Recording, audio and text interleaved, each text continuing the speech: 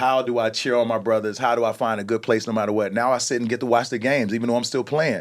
I'm still playing. I'm on a whole nother squad, and we got a dope ass team everybody trying to get to the championship. Yeah. So I center myself in that and happiness for other people. Look at my brother winning. Never one-sided in situations.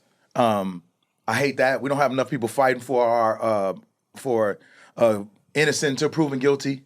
It's like it don't even exist on the internet. It's like it don't even exist. Yeah. It's straight And guilty. we need more of that. We need more fighting. I've always fought for us, dog. I'm going to fight all the comedians sitting at home. If you got an extra $3 from the Improv about 4 years ago, that was me. In there arguing and why y'all charging a service charge on cash when the service charge is supposed to be for the credit cards. That's my goal. That's what I'm here for. I'm here so we can have a guild. So when you see your meme, you don't be like, yo, that's my comic view joke. It pops up somewhere. It's a guild. You wrote that. Because I bet you if I say a Jay-Z line right now, I'm going to have to pay that. You're going to pay for it. That's So crazy. you just have to pay for my joke. And then if we have to go back and forth and see who originated 82, we could take that to the... That could be some computer. That could be some digging in the archive shit. We can figure out. And it could even be fun in finding out who first did do the joke. I would love to know who made up these knock jokes for real and not just that it's a stock joke because that belonged to somebody. That was somebody's found out thought. it's Michael Collier that started All of that. Started knock jokes. Michael Collier.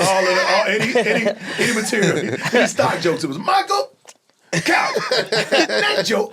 That boy, yeah. But you know what's crazy, D-Ray? Like, you somebody I extremely learned from. And I think, I actually brag about this about you all the time, about being in Chicago, and especially when I first started. The way promoters end up being promoters in Chicago, the way they did everything, it was based off your format of it. Yeah. We talking about it's a guy named Leroy that passed out flyers. Flyer, man. You was the first. Was you the first person to hire Leroy? No. I found Leroy passing out flyers, but he was. I just always thought promotion was an art form. I remember the first time I got handed flyers, it was for Damon Williams' House of Blues show, and he hands me these flyers, and I had been doing comedy.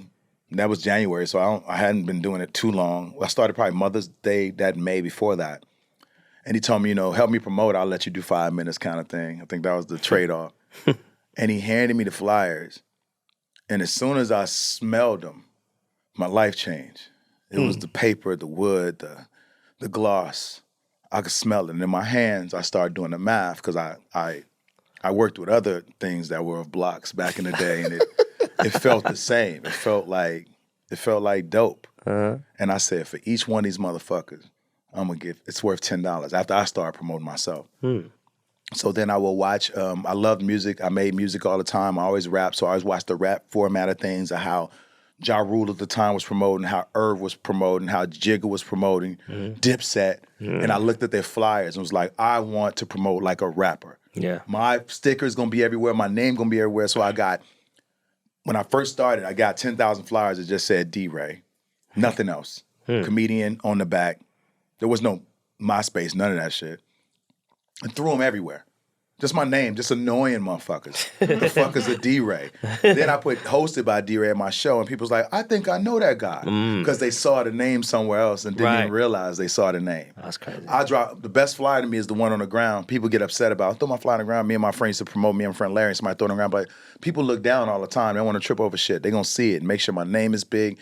I made sure, I won't tell all my secrets. I made sure, but it's the way I would format the flyer to be eye-catching. Like if I was going to a movie or if I walked past it, what would make me keep this flyer? What makes me even want to touch it and see it? So I did extra glossy, double-sided. Then I started doing the ones that fold, and I just wanted. I was close to doing pop-outs, the pull-outs, but I was like, it costed so much for the time.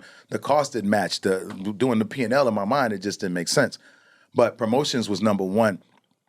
I first went on stage at TNT Comedy Hook. And I remember standing there after my uncle told me don't go or whatever. He's like, he didn't know I knew I was going to be good. Nobody fucking knew.